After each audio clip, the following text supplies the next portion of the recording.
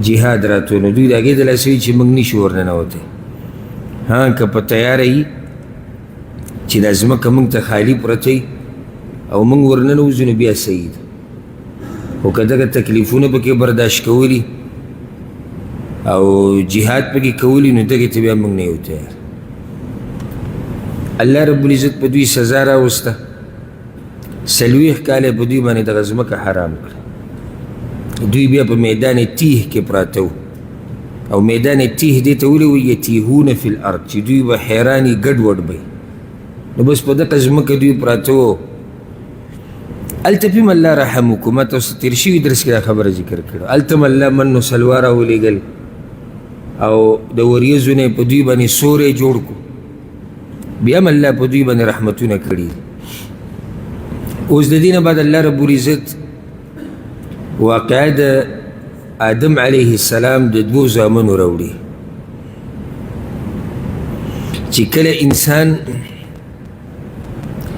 نافرمانه شي او کله انسان کې هغه صفات پیدا شي چې هغه صفات شریعت زموږ نه غواړي او هغه بد صفات دي نو انسان کوم ځای ته ورسي د الله رب العزت بیانوي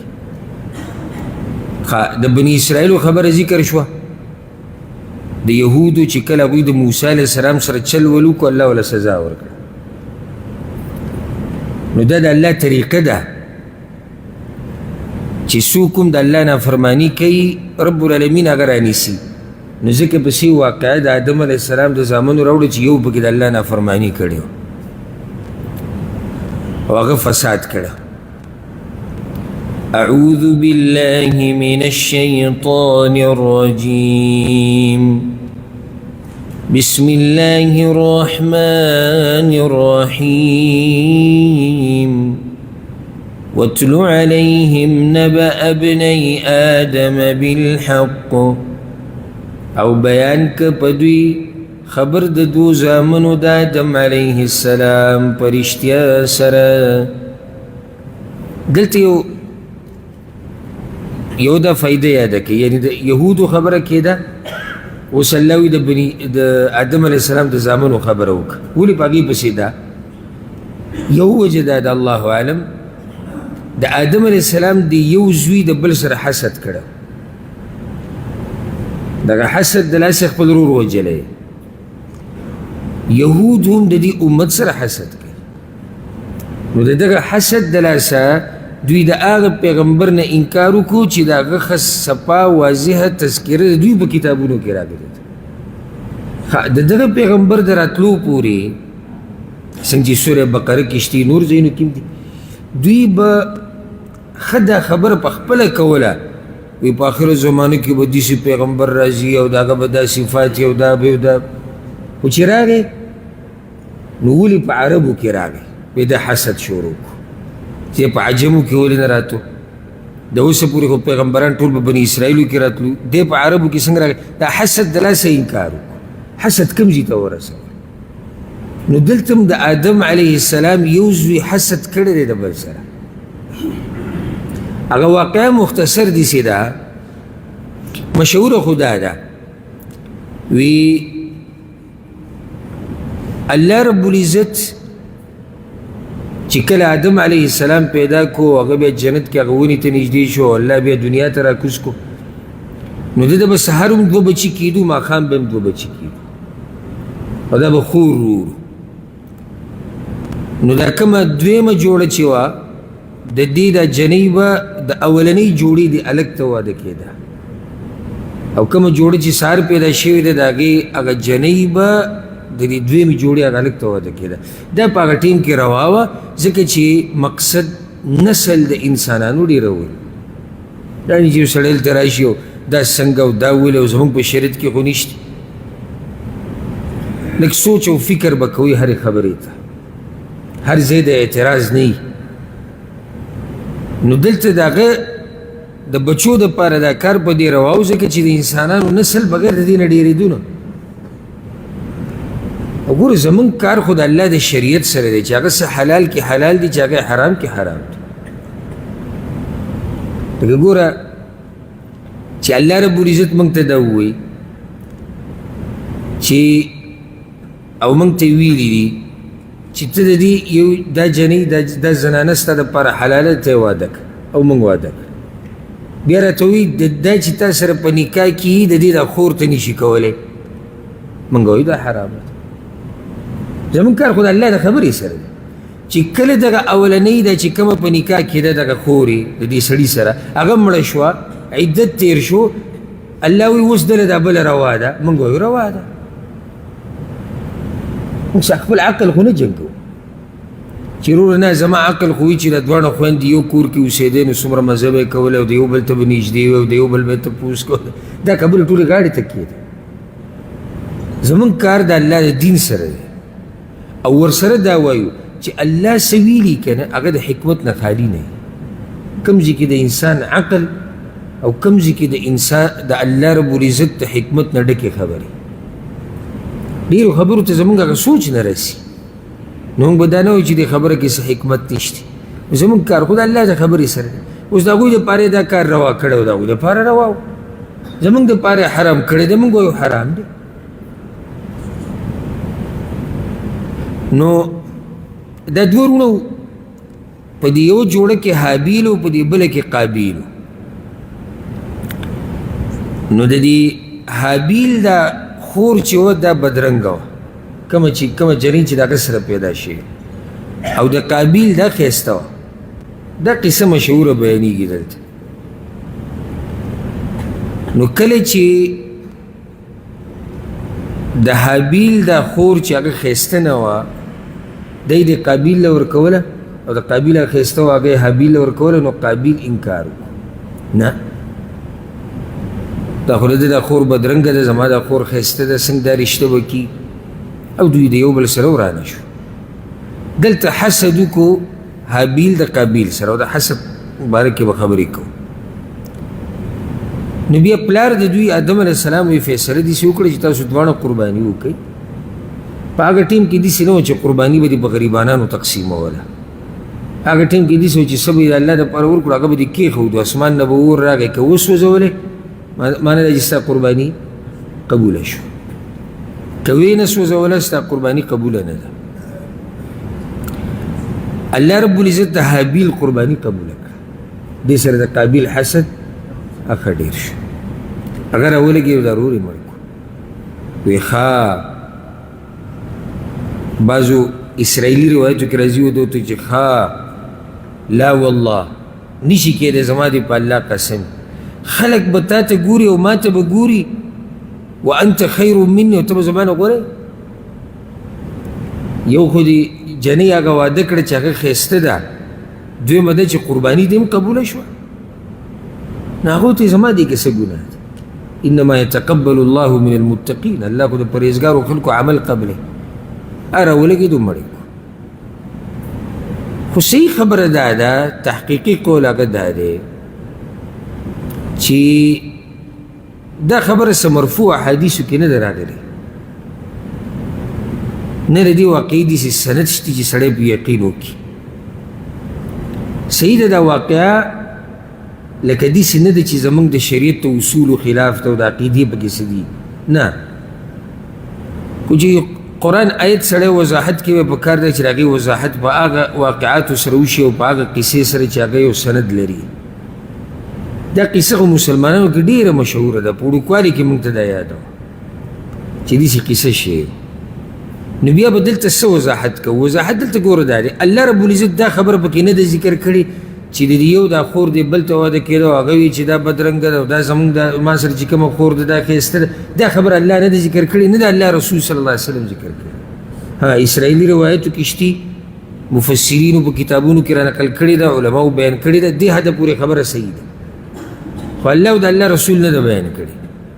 دلته الله صرف دا خبره ذکر کړې ده چې دې دواړو قرباني ورکړه د الله دپاره د یو دا قبوله شوه د بل دا قبوله نه شوه نو زموږ دپاره هم دغه قصه کافي ده دواړه وروڼه راولګېدو چې قرباني به وکړو د الله دپاره چې الله د چا دا قبلوي دې کې د حابیل دا قبوله شوه د قابیل هغه الله رب العزت قبوله نه کړه الله خو چا سره ظلم نه کوي چې چل به و د هغه په زړه کې نو هغه د حسد د لاسه راولګېدو او د خپل ورور یې مړ کړو نو دیزی پوری که من خبرو که دا یقینی دا خبر اللہ دیسی کئی باقی دا کم تفصیل چیره دا موتا بیانولی شو بیانولو کسی گناه نشتی دا بنی اسرائیل واقعات چی اگر کل دا شریعت خلاف نی اگر کبی سندی سڑے بیانولی شی و دومره ده چی من یقینی دانی شویله چاو دا خبر دیسی دا دیگه چی سندی نشتی اسی پا قصو باندی ماحول گرمول گوره دیر آسان کار دی ما سر دی مکتبه کی داسی کتابونه پراتی دی که نا چی آگه دی اسرائیلی چی کمی قصی دی دینو ڈکتی او سن اشنا قصی دی سڑے ہوتا حیران شی نو که زه دا وغواړم چې خلک ډیر شي او خلک وږ کیږدي او نو آسان کار دی د هغه کتاب نه به زه روزانه دوه درې قصې تاسو ته بیانوم ګوره یو خو قصې چې بې سنده دی نو هسې لګیایي دویمه دا که قصې صحیح ده بیانول هم روا دي د شریعت پکې خلاف څه نشتي بیا هم خلک چې کله د قصو سره عادت شي نو په دوی باندې بیا دا نورې مسلې دا بیخه نه لګي د دوی داسې مولوي صاحب پکاري بیا چې هغه په منبر کیني او شروع د څه نه کوي د قصې نه او ختموي هم په قصه نو که بیا تا په منځ کې یو عالم راوستو او هغه دا ووایي چې ګوره ستاسو دا کار غلط دی دا کار صحیح دی دا حلال دی دا حرام دی دا الله ته نږدې کېدو طریقه ده دې سره انسان جهنم نه بچ کېږي دا خبرې اوس په ده ښه نه لګي ځکه چې دې د قصو سره عادت شوی دی او موږ اکثر داسې وو موږ ته قصې ډېرې بیان شوي دي که خیال مي نو اکثر دا چې خپل نسبت دین ته کوي اگر که پوه نه هغه جدا مسله ده نو په بیانونو کې دا قصې ډېرې کېږي زموږ دا خلک یې ډېر کوي دې قصو ته خلک ډېر خوشحالي د هغې وجه دا چې د انسان فطرت داسې دی چې دې قصه خوښوي یوه دویمه په قصه کې تا څوک چیړي نه چې دا کار دی غلط دی او دا دی صحیح دی نو ښه خپه په خپه باندې واچوه هغو ګوته کېده تا ته خو څوک څه نه وایي چې ته په غلطه یې که ته په صحیح یې که ته هر څه کې حرام خوري حرام کې الله سره دشمني کې نه نه ښه په حرام جومات کې دغه شان کښېنه او قصه اوره او کیدای شي د سترګو نه دې اوښکې هم لاړې شي بس خو چې اوس قصه هغه قصې چې هغه یقیني باسنه دی او د ټولو نه اعلی قصه هغه دی چې الله او د الله رسول بیان کړي بیا د صحابه کرامو واقعات د تابعینو بیا خیر دی که ته خپله قصه مو کې رښتینې د دغه دور دې کې څه حرج نشته خو یو قصې ډېرول دین ټول بس دقې ته ویل چې قصه بیان که او دویمه دا چې دې کې نقصان دا دی چې بیا ډېرې قصې ته د هغې سره عادت شوي خلک دې عادت کړو اوس به ته قصې لټې اگر که هغه بې سنده دی اگر که هغه منګړتي اگر که هغه دروغ وي نو ځکه ډېرې د دروغو قصې زموږ په معاشره کې څه دي هغه مشهورې شوي دي دا نه چې موږ سره د صحیح قصو کمی دی الحمدلله قرآن کې شتي واقعات دي امتونو حدیثونو کې شتي د صحابه کرامو سیرت تابعینو شتي خو هغه عجایبات چې سړی حیران کي خوله ورته وازه پاتې شي هغې دپاره به لازم د دروغو یا بې سنده قصې لټوي یو سړی روانو او نور ډېر راکته و پخوانو امتونو کې نو هغه دا نور لږ داسې دیکه کو او دا قسمه قصه چې ستا ورته خوله وازه پاتې شي ډېره به ته لازم بې سنده د دروغو قصې ګوري ځکه چې دا قصه او دا قسمه خبرې زمونږ د شریعت خلاف دي دا په شریعت کې شتي نه دا طاقت الله چاله ورکړی نه دی نو دا د کوم ځای نه دا یار را پیدا شو پوخا یو سړی و نیک عمله سړی و هغه چې به اودس کوو نو دومره ښه اودس به یې کوو چې کلمې به یې راویستې وي به یې انځلې دې ته خلک حیران شي حیران په دې نه چې لکه دا قصه څومره دروغو کیسه ده حیران په دې لږ ناشنا دینداره خلک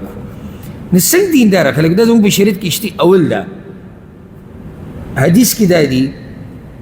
چې ته به مخ دې ځایونو پورې انځي لاس به د دې ګوتو د سر نه دیزې پورې انځي سر دیزې پورې غوږونه دیزې پورې خپې دیزې پورې خبره ختمه شوه دا مکمل اودس چار ده ته پکې کلمو ته څنګه ځې یوه دویمه حدیث چېرته کیدی شي چې ژوندی سړی کلمې راوباسي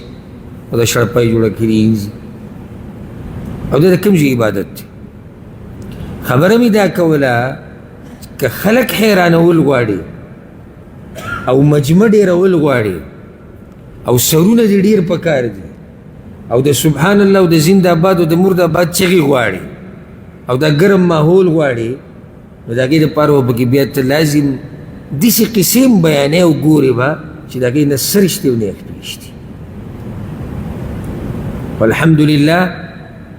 الله رب العزت موږ ته صفا دین را لېږلی دی چې کله دې دا بیان کړو که نه او دا خلک ورسره عادت شو نو بیا چې دې کله هم غلطه خبره کوله د دروغو قصې دې بیانوله د دوی به طبیعت خرابېږي ځکه چې دوی اوس عادت شوي دغه صفا دین سره نو چې بیا ورته ته کله هم ګډه وډه قصه کې نو که تا ته یې ونه وایي د حیا د لاسه یا د یرې د لاسه خو یو بل ته غوږ کې ووایي چې دا خبره چې وکړه نو دی غلطه وکړه ورسېدی پې که نه نو الحمدلله زموږ دپاره دې قصه کې دا کافي دي چې دواړو قرباني ورکړه د یو هغه قبوله شوه د بل هغه قبوله نه شوه د حسد د لاسه د یو راولګېدو بل یې مړ کړو الله وایي اذ قربا قربانا کله چې قرباني وکړه دواړو جدا قرباني یو ورور ځان له قرباني ورکړه بل ورور بله قرباني وکړه فتقبل من احدهما نقبل شوا د یو د دواړو نه چې زه نوم سو هابیل ولم يتقبل من الآخر او قبول نشوه د بلنا چې دا څوک قابیل قال اوی قابیل لأقتلنك خامخا بوجنم زتا حسد ډېره خطرناکه ګناه ده او ډېر خطرناک مرض دی مونږ چې کله د آدم علیه السلام قصه بیانوله د ابلیس سره او ابلیس ورته سجده ونه لګوله ملایکو ولګوله حسد د لاسه یعنې اولنۍ ګناه چې وي په اسمانونو کې شوې د هغه څه دی حسد دی نو ورسره یاده که په ځمکه باندې چې اولنۍ قتل شوی دی هغه د حسد د لاسه شوی دی حسد ډېر خطرناک مرض دی موږ خو به مستقل خبرې کړي دي دلته موږ تفصیل نه ذکر کوو او ډېر د افسوس سره یې ویم داسې د خوشحالي خبر نه چې زه بیانوم ډېر د غم او د افسوس سره په پښتنو کې دا بیماري د ډېر حده پورې ده حسد دا اوس ګوره روڼه دي ښه دا بعض وایي زه خیر دی تا مسله ډېره لکه جدي واغسته ډېره سیریس دې واغسته خیر دی څه شی دی دا ابتدا معمولي وشي انتهایی کله په قتل باندې کېږي وړه خبره نه ده حسد سړی لیونی کی لیونی دا پردي حسابونه دا پردي کتابونه دا د پردو نصیب ته کته دا کله سړی لیونی کی لکه چې ته دغه ناست او دغه سوچ کوي زما دغه پلانې اوس رور د رور سره شتي زموږ په دې معاشره کې دا ولې دی کامیاب شو ولې دله الله دا ورکړو ولې دغه داسې ولې دا داسې دلته خو لا بیا هم قابیل چې کوم حسد کړی د حابیل سره په دې چې زما دا صدقه الله ولې قبوله نه کړه بیا هم یو دیني خبره پکې شتي زمونږ حسدونه خو په دې نه دي چې ولې زما دا یو ورور دیندار دی او زه بېدینه یم دا حسد زه یم چې ډېر لږ خلک پکې یا ولې دا یو چې دی سهار منزل ځي زه نه ځمه دا یو ولې چې دی د الله نه یېرېږي زه نه یېرېږم دا خو لا غبطه ده دا خو جایز دي او غبطه ده دا خو جایز دي چې ته لکه هغې ته څه وایي چې ته د ارمان کې چې په دیندارۍ کې زه د ده نه مخکې وې زمونږ دغه طرف ته سوچ نه دی زمونږ دا ولې دی زما نه په پیسو کې مخکې ولې په مزدورۍ کې ولې په جیداد کې ولې په حساب کتاب کې او دی لا خپل رور دی نو ته سوچ وکړې چې د پردو سره به ده څه حال نو دا نصیحت ته د زړه د کومې نه وکړم که ښکلی ژوند تېرول غواړئ په ارام او په سکون ژوند تېرول غواړئ که نه حسد د خپل زړه نه وباسئ او دا زمونږ ایمان او یقین دی دا ایمان د دې حسدګر هم دی خو صرف په خوله دی مشکل دا دی چې د حسدګر دا خبره صرف په خوله ده په زړه کې نه ده چې ګوره څه چې زمونږ په نصیب دی هغه به الله راکوي که دا څه چې څه الله زما رور له ورکړي دي که دا زما په نصیب وي او د ده په نصیب نه وی که نه والله که دا زما نه ده ته اورېدلی وی خو زما په نصیب نه و د هغه په نصیب او چې کله زما په نصیب شو الله رب العزت وی ماله دې کور ته راورسوي ماله به زما د کټ دې سر ته راورسوي خو په نصیب مې نشته بله دا چې الله دله په نصیب کې دا ورکړي مال یې نه دي راکړي مال یې دا شی راکړی دل یې نه دی ورکړی په دې هر څه کې به خیر وي ځکه چې د الله فیصلې ټولې د خیر دي په هر حال درېیمه ده په هر حال شکر ادا کوه ځکه حدیث کې راځي په دنیا کې د ځان نه بره ته مه ګوره به کم نعمتونه چې الله درکړي هغه به ته سپک ښکاري که په جونګړه کې اوسېږي که نه په جونګړه کې شکر د الله ادا کوه بنګلو ته مه ګوره هغه 18 کمرو 13 کمرو 20 کمرو کور ته مه ګوره او د هغه سره مال ډېر و الله وله ورکړی دی یا خانداني مالدار او جیداد یې ډېر ته شکر وباسه ستا د دې جونګړې په دنیا کې بېشماره خلک ارمان کوي موږ بره پکار دی چې موږ په دین کې بره ته وګورو چېرې د پلانې زما نه دیندار نو زه به اوس کوشش کوم چې دینداري ډېره کړم موږ هغې ته نه ګورو موږ په دین کې د ځان نه کته ته ګورو که ته ورته وایي چې ته د ورځې را 2 لمونځونه کوې نو د ورځې خو 5 دي نو دی اوس څه وایي تا ته وایي بیا هم د پلاني نه ښیم هغه یې د سره نه کوي دی اوس د ځان نه کم ته ګوري بیا به دی یو ورځ یو منزله راشي لکه دی وایي زه اوس ښیم یو ورځ به دا یو مونځ هم پرېږدي نو بیا به څه وایي چې صحیح د مونځ خو نه کوم خو د پلاني په شان دروغ خو نه یم ورو یو ورځ به دی دین نه ملاس ویځي پکار دی چې موږ په دنیا کې د ځان نه کته ته وګورو او په دین کې د ځان نه بره ته وګورو حسد مه کوئ زړونه یو بل ته صفا ساتئ که رور دی که تره دی که ماما دی که کاکا دی که ملګری دی که عام مسلمان دی که کافر دی کافر سره هم حسد نه کوي د هر څه په تقدیر کې تقسیم شوي دي څه چې زموږ په برخه دي هغه بل نشي خوړی او څه چې د بل په برخه دي هغه موږ نشو ځکه علما وایي حسد دې ورک شي څه انصاف واله دی حسد دې ورک شي څه انصاف واله دی شروع د دغه کس نه کوي څوک چې دا حسد کوي بیا وروسته هغه بل ته اوړي اچا سره چې حسد کیږي یعنې شروع د هغه ځینې نه کوي شروع د چا نه کوي دا څوک چې کوي نو سړی به چې څنګه شروع د هغه نه کوي لکه اوس مثال کې یو کس یې د بل سره حسد کوي نو حسد کې حسد اله خطرناکي چې کله کوشش د نقصان ورکولو پکې شي یو خو حسد داسې چې پټي خو حسد چې راښکاري شي دا نقصاني شي ډېر حسد پټ څنګه دی لکه زړه کې دی وایي دی ولې الله دا ورکړو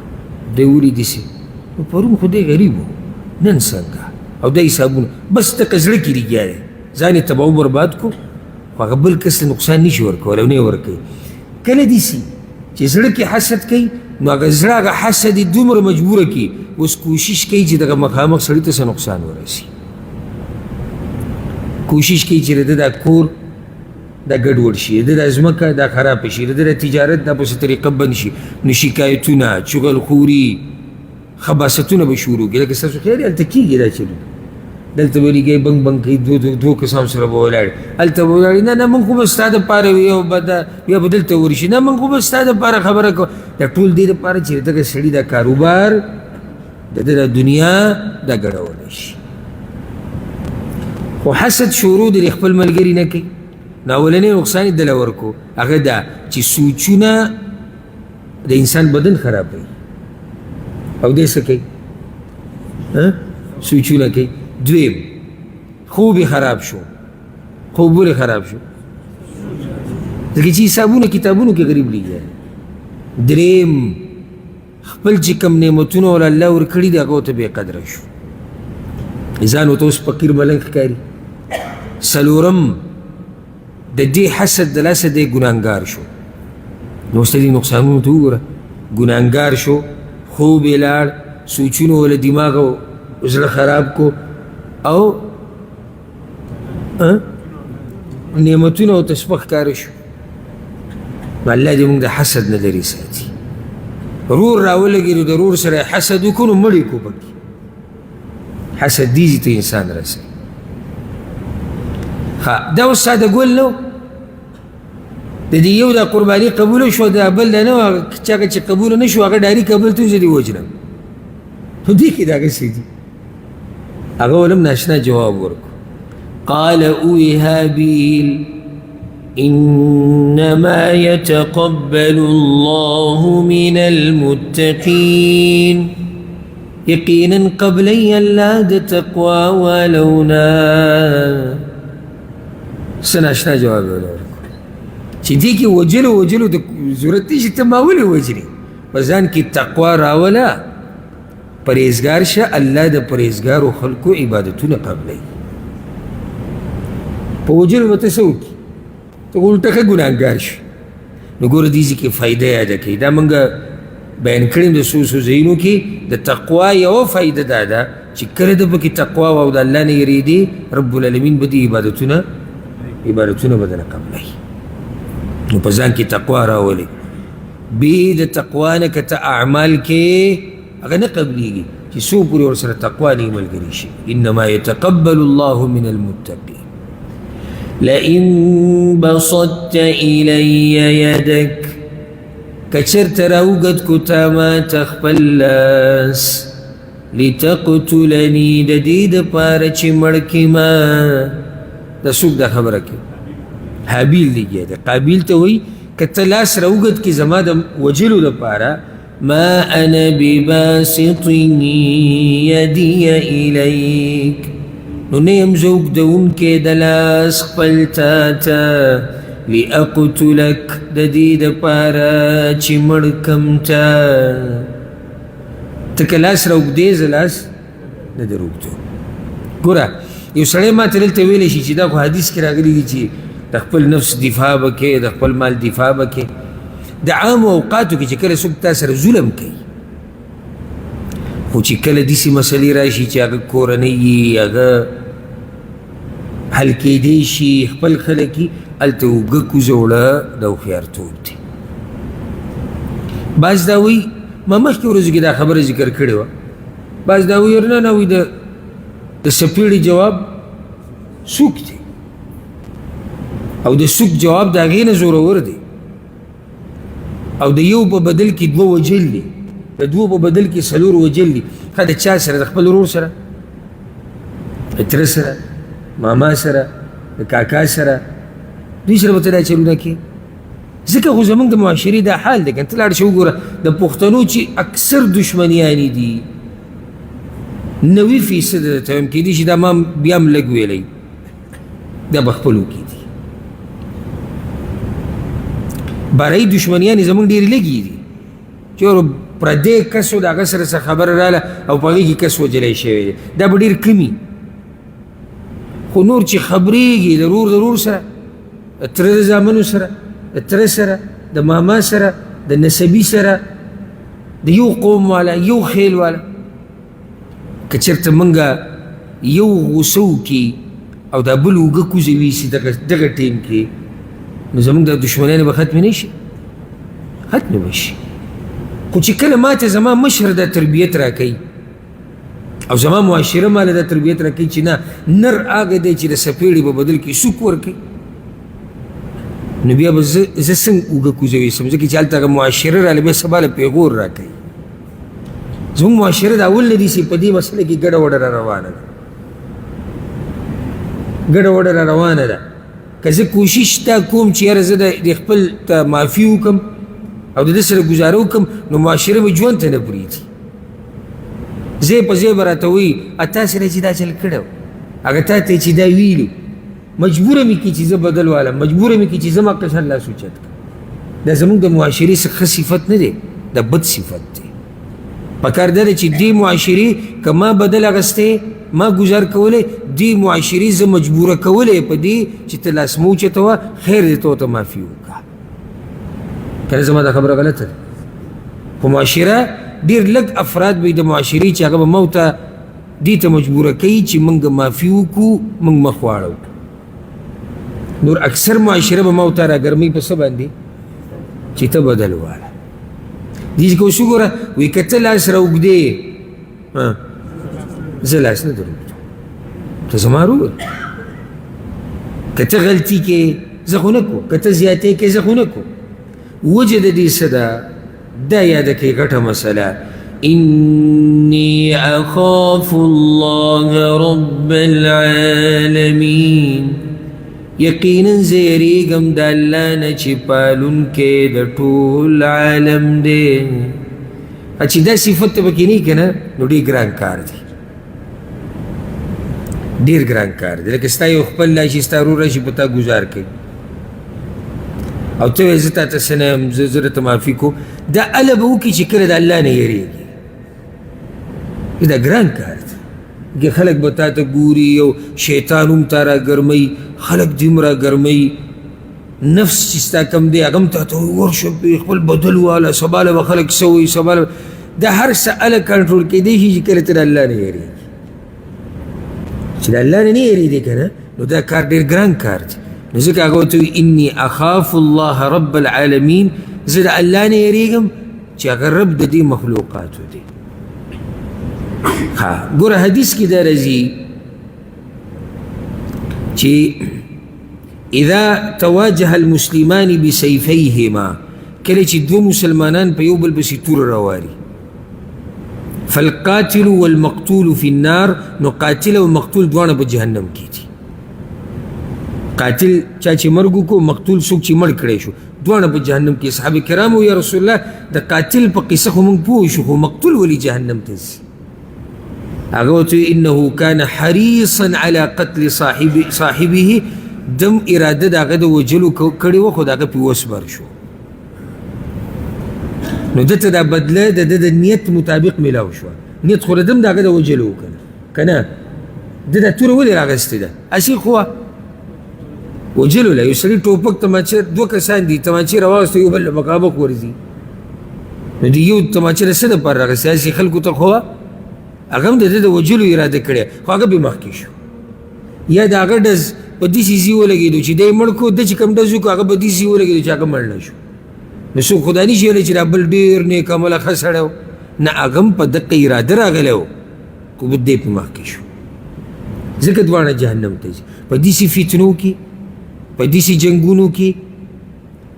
حتی الوسع کوشش کوه چې ځان ته بهر ساتي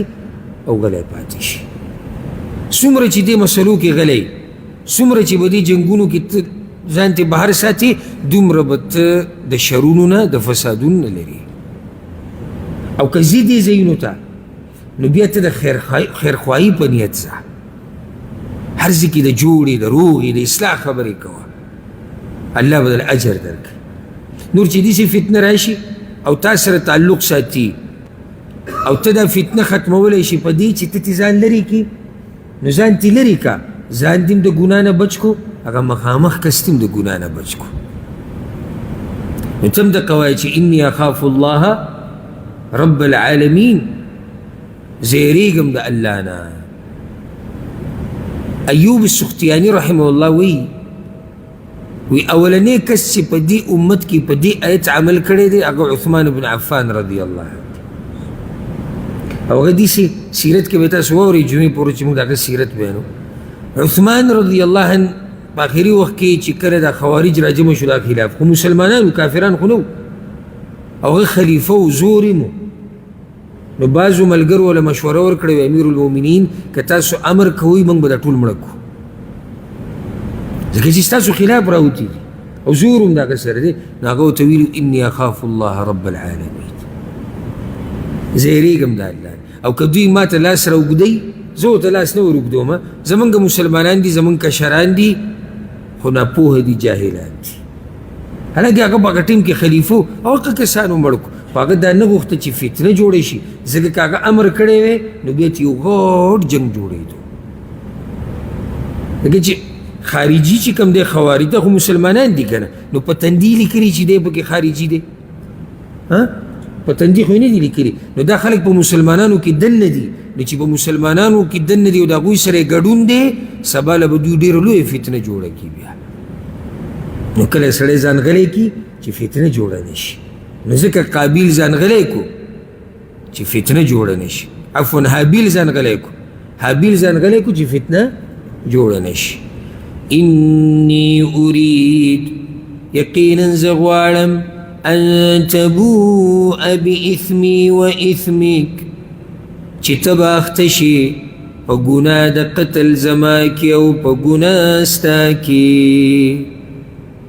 زه خو تا ته څه نه وایم، خو زه دا غواړم چې ته زما د قتل په دې ګناه کې اخته شي او څه چې ستا خپله ګناه د پای کې اخته شي. فتكون من أصحاب النار نشب تدور ولونا وذلك جزاء الظالمين او دا بدل د ظالمانو دا. معنی دی دا عبدالله ابن عباس وی دا خبره ورته ولې وکړه دلته د حابیل ولې قابیل ته دا خبره کوه چې ته به جهنم ته لاړ شي او دغه د ظالمانو بدله ده. هغه وایي عبدالله ابن عباس وی خوفه النار، دا خپل ورور د جهنم نه یرو چې مه کوه ګوره د الله بنده مه کوه دا کار چې ته وکړي نو بوج زما دې په سر کو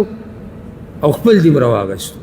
او جهنم ته به ګزار کړی شي مه کوه. خو هغه وله ونه منله.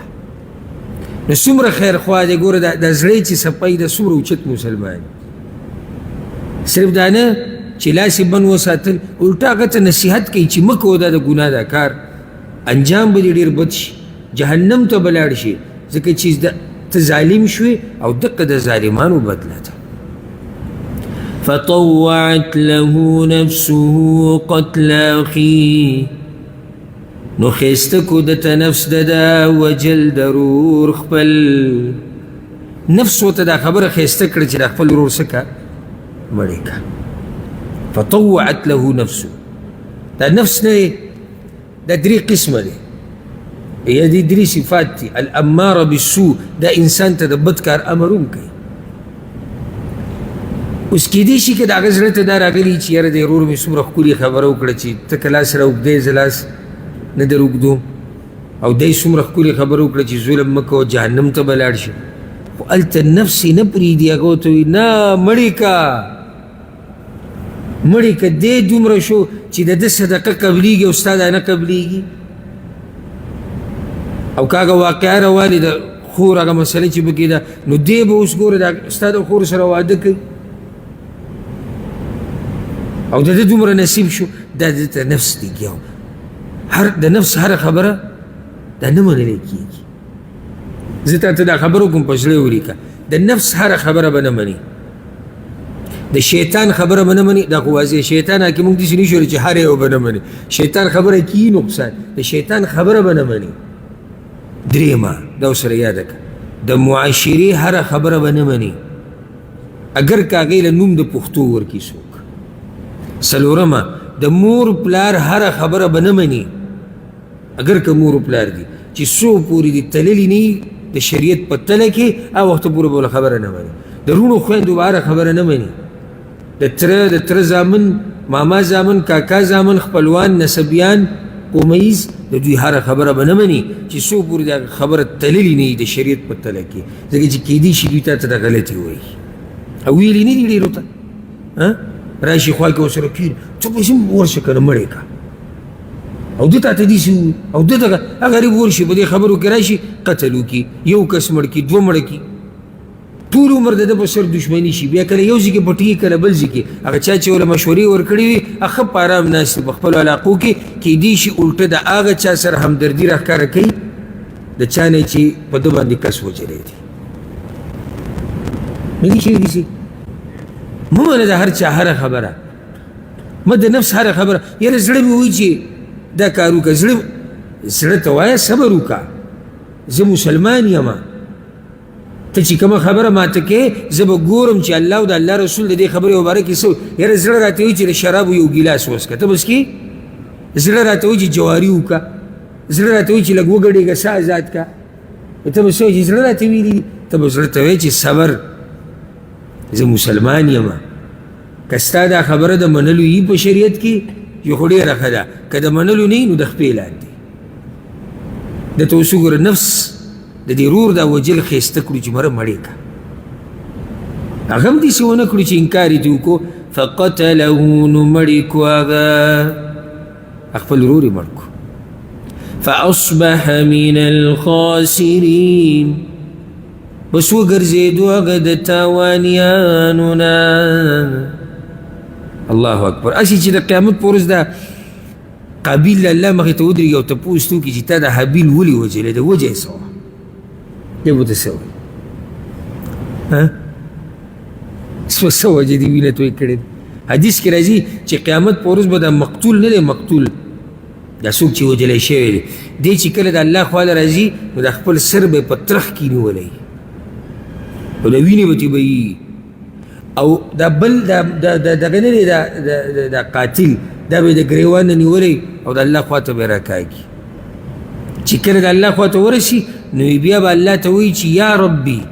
ای زما ربه سل هذا تپوس وکړه د دې قاتل نه لم قتلني ده زه ولې وژلی یم نو دې به څه جواب ورکړي دې خبرې ته سوچ وکړئ پښتنو ته خصوصي نصیحت زه یم چې یو قوم ته هم د یو بل دا وینه تویول دومره نه اسان څومره چې موږ ته اسانه ده یو قوم ته هم دومره نه بل هر قوم له چې ورشي او ورته وایي چې خپل سړی مړ کړه خپلوانو کې کار وکړه د خپل کلي کې کس مړ کړه د خپل ملک کې مړ کړه ځم چې د هغه لاس به رپېږي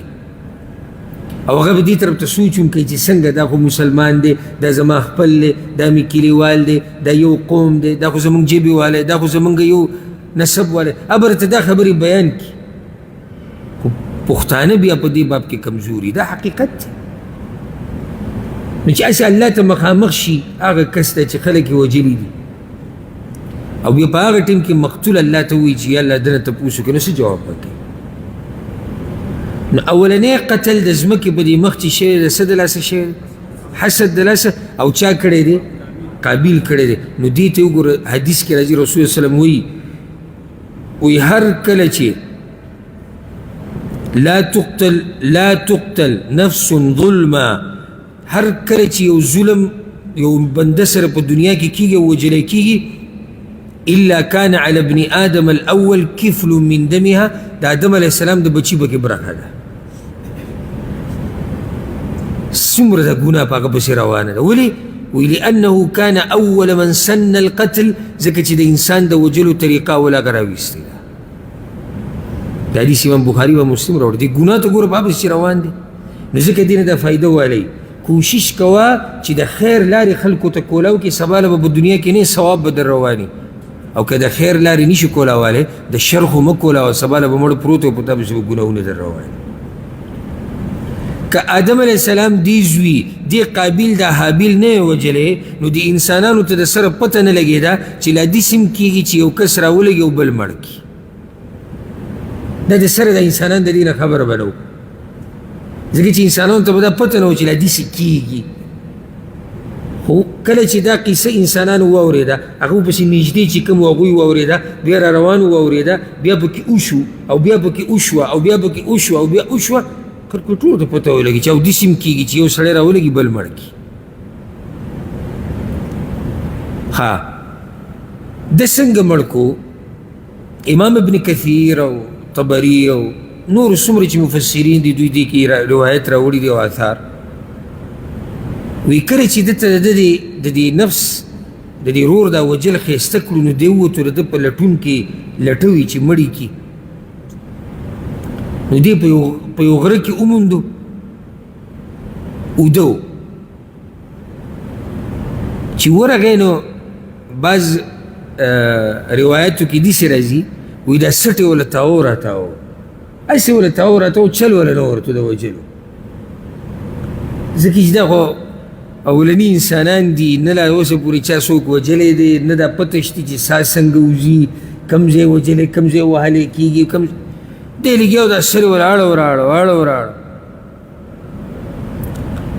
نه ابلیس راغی شیطان او د هغه سره یعنې په داسې شکل کې راغی چې یو سورلۍ ورسره وه په دې سورلۍ باندې سور دی راغی نو دا سورلۍ سملوله په دې ځمکه باندې او بیا غټ کاڼی راواغېستو د هغه دې سر لی راواچو نو ده ته یې طریقه وکړه د آدم علیه السلام دې بچي ورته کتو نه ابلیس یو روایت کې داسې هم راځي چې ابلیس دته ووایي ته یې وجل غواړې مړکې بیا هغوی چې او مړکو نو خو چرې نه راشي کله به یې د خپې نه ونیو کله به یې د لاس نه نیو کله به ورله دا سټ هسې ونیو کله به ورله په دې سر زور کړو خو پوهېدو نه چې دی څنګه مړ کوه سا به د انسان نه څنګه وباسي دا اول پیر کېږي څومره لوی ظلم یې کړی دی هغه سا ویسته د یو وخت قیسه نه وه هغه چې هغه سا د انسان نه ویستی دی وجلی دی او د اوسه پورې دا طریقه را روانه ده او قیامته پورې بس نو هغه ورته بیا دغه طریقه وښوه چې ګوره دا کاڼې راواله او داسې چل وکړه نو هغه دا کاڼې راواغستو او د دې سر دی راواچو نو دا سر یې ولی چې دی تس ناس کړو دا طریقه ورته ابلیس وښوه چې دا کار به داسې کوي فاصبح من الخاسرین الله یې وګرځېدو تاوانیانو نه تاوان یې ما ذکر کړو که نه چې څه تاوان معمولي تاوان یې نه دی کړی سم تاوان یې کړی دی اوس مشکل بیا دته دا شو چې څه ورسره وکړي ناست دی سوچ کوي چې اوس د دې ورور سره څه وکړم دا خو اولنی قتل وشو او قاتل او مقتول څه دي دا پکې یاد ساتئ قاتل او مقتول رونه دي او د چا زامن دي آدم علیه السلام حسد چې راشي آدم علیه السلام زوی قتل کوي او حسد چې راشي د یعقوب علیه السلام زامن خپل رور کوي ته ګزاري هغه هم د پیغمبرانو په نسب کې وکړه او نیکان خلک وو نیکان خلک وو دا هم نه چې بد عمله خلک وو خو دغه ټیم کې حسد زړه ته راغی چې ولې زموږ دا رور پلار ته نږدې دی هغه رور یې کوي ته ګزاري حسد مه کوه د دې د لاسه به لازم ته چا نه لازم دا زه نه منم چې یو سړی ماته دا وایي چې نه جي نه جي زموږ حسد طریقه بل شان ده موږ یو نوي طریقه راویستې ده هغه دا چې موږ په زړه کې دننه کوو بهر چاته څه نه وایو دا زه نه منم شروع د زړه نه کېږي ختمیږي په دې باندې چې ته به دې سړي له څه نقصان ورکوې نو دی اوس حیران دی ګرځي را ګرځي چې د دې سره څه وکړم دی اوس ښخ څنګه کړم رب العالمین کارغه راولېږو دا طریقه ورته الله وکړه دوه کارغه رالو او کارغه ته په عربي کې غراب وایي دلته الله وایي فبعث الله غرابا الله کارغه راولېږو دې ځکه ته یو فایده ذکر کړمه الغراب غراب په عربي کې کارغه ته وایي او غربه غربه دا ناشنوالي ته وایي لکه عرب چې کله وایي که نو فلان غریب پلانې غریب دی نو غریب هغه ته نه وایي کوم پښتانه چې غریب وایي موږ غریب مسکین ته وایو دوی غریب ناشنا ته وایي لکه ته اوس رالې دې ښار ته او ته ماته وایي چې انا غریب فی هذه المدینه زه غریب یم په دې ښار کې دا نه چې زه بله پیسې در کوم ته غریب غریب څه مطلب دی زه ناشنا یم نو غربه ناشناوالي ته وایي غراب کارغه ته وایي ولې الله بل څه شی نه رالیږو چې کارغه یې راولېږو نو یو پکې دا دی د دې غراب کې معنی یا د غراب او غربه یو بل ته نږدې دي نو دا رور هم د خپل ورور نه ناشنا شی او ځکه یې مړ کړو که دی ورته نږدې وي او سره اشنا وي بیا به مړ کړی خو ده ورسره دومره حسد وکړو چې رور ته ناشنا شو بل دی ناشنا شی او د خپل رب د دین سره ځکه خو یې قتل وکړو که دی د دې دین سره تړلی شوی وی نو قتل یې نه کو او داسې پسې بیا ځه هسې د قرآن ګوره په هر ټکي کې فایدې پرتې دي هغه ډېر لوی ټیم غواړي چې سړی هر ټکي کې ریږي داسې یو فایده مخې ته راغله نو دا دوه کارغه الله راولېږل دا یو اوس مړ دی دا بل د هغه خوا کې چورلي را چورلي نو چې کنده یې وکنسته په دې خپلو مکوخې سره او پانجې سره او بیا ورته دا بل کارغه ورګزار کړه او خاوره یې په ور واچوله هغه ویل ښه دا طریقه په کار ده ځکه بعضو روایاتو کې داسې راځي لکه امام مجاهد نه نقل دي وایي ده د خپل ورور 100 کاله ګرځولی دی چې ده سره څه وکړه هغه وخت کې عمرونه ډېرو لکه آدم علیه السلام عمر 1000 کاله هغه وخت کې عمرونه ډېرو ډېر تعجب نه دی چې 100 کاله 100 کاله د هغوی داسې وو لکه زمونږ 10 کاله لکه زمونږ 10 کاله چې والي دا د هغوی څه 100 کاله نو دې دا ګرځو را ګرځو چې دې سره څه وکړو الله رب العزت دغه طریقه ورته وښوه فبعث الله غرابا نراولي قولا يقارغا يبحث في الأرض چکنستری کول بزمککی لیوریه دا دید پار چو خیدتا کیف یواری سوءت اخی چی سرنگا پتکی جسد رور خپل دی ٹکی تو گورا سمرو لوی ظلم دا کڑے دی وجلے دا وسو کی وجلے روری وجلے اب سل کالے گرزی جی دا سر وسو کا او په کلونو یې ګرځي چې څه وکړم رب العالمین ورته بیا دا طریقه وښوده خدام د الله رحم دی صورت عبس کې او نور ځایونو کې هم ذکر دی د الله دا رحمت دی ګوره دی قبر کې ښخې ده انسان پناه شي ونه شرمېږي بین به تیزي چینجي انسان ګوره ډېر په بد حد دا خو موږ ګوره ډېر لوی هیرس شروع کړی نور د انسان هېڅ هم نه دی ګوره هېڅ هم نه دی دا بدن نه دا مونږ چې په فخر کوو د دې دپاره مونږ څه نه کوو دا که دې ولیدو یو څه وخت بعد په دې قبر کې که نه والله چې وبه یېرېږي چې منډه به دې ووهي نو دا سوچ مه کوو دا زه چې د چا د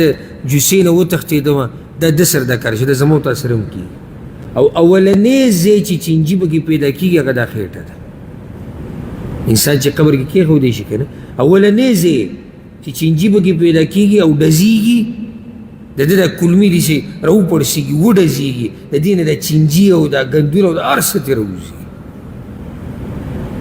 دومره د دې خېټوکۍ دپاره منډې مه چې الله دې ویر کړی او هر څه دې هېر کړی داسې هم چې دې قبر کې کېښودی شي دا ټول اول به دې چینجي راکړي دومره څه وکړه که سباله دا بدن ستا خاورې هم شي که نه او چینجي وخوري خو تا دومره عمل کړی چې هغه تا له څه نقصان نه درکوي الله رب العزت زموږ په حال رحم وکړي قال يا ويلتا اویدا افسوس دی ما لره اعجزت ان اكون مثل هذا الغراب ایا جز شم زه د دې نه چې شم په شان د دې قارغه فأواري سوءة أخي چې پټ کم جسد رور خپل دا خو زمانه څوک پوهه دی کارغه زمانه پوهه دی چې هغه له چل ورځي د خپل کارغه د ښخولو او ما له چل نه راتو بعض روایتونو کې داسې راځي ګوره که الله دلته څه وایي فأصبح من النادمين بس وګرځېدو د پښیمانو نه ضرور په دې وجلو باندې څه شو پښیمانه شو یو عالم تېر شوی مفسر عطیه العوفي رحمه الله هغه تفسیر کې دا خبرې نقل کړي بعض آثار او روایت وی کله چې ده د خپل ورور مړ کړو که نه نو دې ډېر پښیمانه شو په دې باندې نو دا رور یې د خپلې سینې ته رانږدې کړی او په مخه به یې ښکله او راښکله او په دې کې دا مارغان او درندګان چې کوم ځناور دي دا چې ګیر چاپېره ناست وي چې دی دا رور پرېږدي چې لکه مونږ یې وکړو بیا هلته د ښخولو څه طریقه نه وه نو د دقه شان نیولی او ځان سره به یې ګرځاو چې دا مارغان او دا درندګان دی رانه ونه خوري هلته له طریقه د ښخولو نه ورتله نو بیا الله دا دوه کارګه راولېږل نو هغوی دغه چل وکړو نو ده ته هغه طریقه معلومه شو نو هغه رور یې زر زر ښخ کړو چې دی د درندګانو نه او د دې مارغانو نه بچ شي نو انشاءالله روان درس کې به د 22 آیت نه شروع کوو او خبر هم د دې سره متصل دی چې تاسو ته بیا یادی چې قصه د آدم علیه السلام د زامنو بیانېده الله رب العزت موږ د حسد نه